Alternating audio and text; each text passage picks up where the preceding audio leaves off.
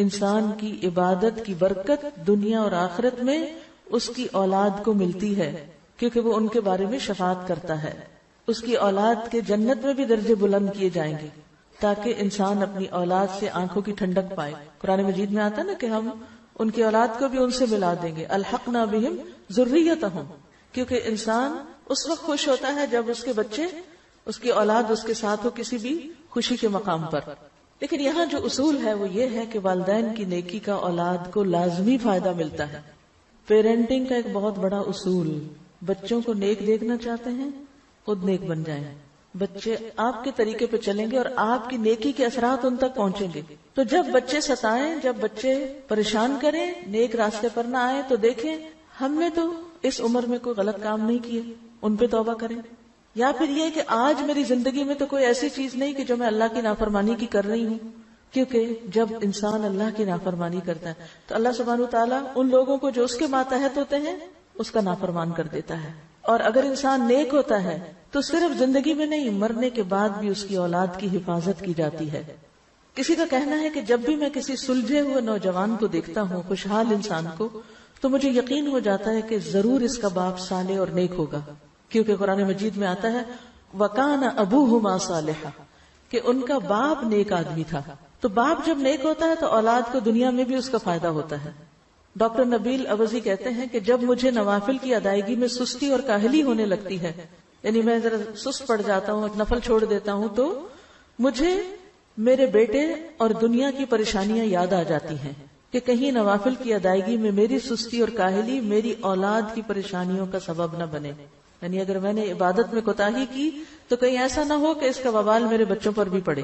ابن مسیب کہتے ہیں اے میرے بیٹے، بے شک میں تیرے فائدے کی خاطر اپنی نماز کی رکعتیں زیادہ کر دیتا ہوں، اس امید پر کہ تمہارے بارے میں میری حفاظت کی جائے گی، یعنی مجھے تمہاری طرف سے پریشانی نہیں آئے گی. پھر اس آیت کی تلاوت کرتے وَكَانَ أَبُوهُمَا صَالِحًا، کہ ان کا باپ نیک تھا. میں اپنی عبادت اس لیے زیادہ کرتا ہوں تاکہ اللہ میری عبادت کو قبول کر کے کل تجھے بھی نیک بنائے.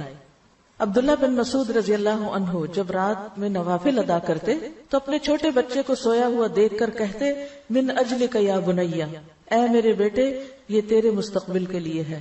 اور روتے ہوئے اللہ تعالیٰ کے اس قول وَكَانَ أَبُوهُمَا صَالِحًا کی تلاوت کیا کرتے تھے.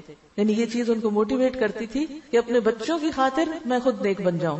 آج آپ دیکھیں بہت سی مائیں اپنے بچوں کی اخلاقی بگاڑ کی وجہ سے پریشان ہوتی ہیں، یا دین سے دوری کی وجہ سے. اخلاقی طور پہ بہت اچھے ہیں لیکن دین سے دور ہیں، نمازوں کی پابندی نہیں ہے اور کچھ گڑبڑ کرتے ہیں کمائی میں یا کسی اور چیز میں. تو ایسے میں کیا کریں؟ صدقہ کریں اس نیت کے ساتھ کہ اللہ اس کے بدلے مجھے اور ان کو تزکیہ عطا کر دے. ایک اور شخص تھا جس کے پاس اتنا مال نہیں تھا کہ وہ کچھ صدقہ کر سکتا، یعنی ہاتھ تنگ تھا اس کا، بس بمشکل سے ہینڈ ٹو ماؤتھ جس کو کہتے ہیں وہ تھا. تو جب اس کا بیٹا اس پہ غالب آتا، بات نہ مانتا، تو وہ رات کو تہجد میں سورۃ البقرہ پڑھتا اور دعا کرتا اور کہتا اللہم ان ہذہ صدقتی فتقبل منی واصلح لی، اے اللہ بے شک یہ میرا صدقہ ہے، میرے پاس مال تو نہیں لیکن یہ جو نماز پڑھی ہے یہ میرا صدقہ ہے، تو اس کو میرے سے قبول کر لے اور میرے لیے اس بیٹے کی اصلاح کر دے. کتنا بہترین نسخہ ہے. عام طور پر بچوں کی تربیت کے بہت اصول بتائے جاتے ہیں، مگر یہ جو قرآن ہمیں اصول بتاتا ہے اور گہری حکمت کی باتیں یہ ہماری نگاہ سے پوشیدہ ہوتی ہیں.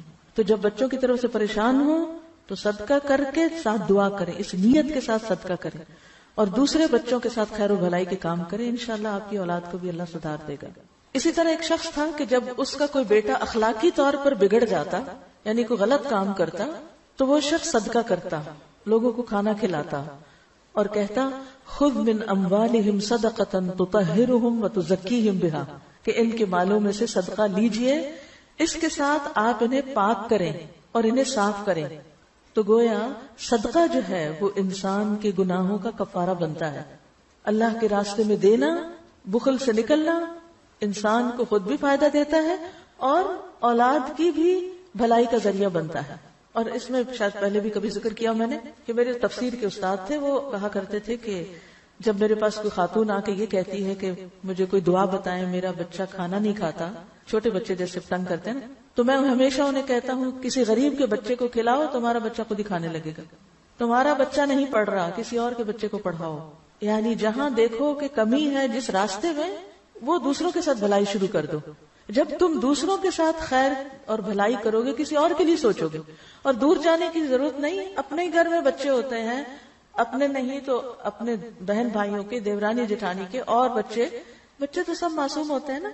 تو دوسرے بچوں سے پیار کرو، دوسرے بچوں کا خیال کرو، انہیں کچھ کھلاؤ پلاؤ، تو دیکھو کہ کس طرح تمہاری اولاد میں اس کی خیر و بھلائی لوٹتی ہے. تو وہ صدقہ کر کے کہتے، اے اللہ یہ صدقہ میرے بیٹے کے اخلاقی تزکیے کے لیے ہے. یعنی میں نے یہ صدقہ کیوں کیا ہے؟ کس مشکل کی آسانی کے لیے؟ اپنے بچے کے تزکیے کے لیے کہ اس کو تو نیک بنا دے. بے شک اس کی یہ اخلاقی بے راہ روی جو ہے، اس کا بگڑنا میرے لیے اس کی بیماری سے بھی زیادہ شدید ہے. وہ بیمار ہو جاتا تو مجھے اتنی تکلیف نہ ہوتی جتنا وہ بگڑ چکا ہے اور نہ نماز پڑھتا ہے، نہ روزہ رکھتا ہے، نہ صدقہ کرتا ہے، اور کئی خرابیوں میں مبتلا ہو گیا.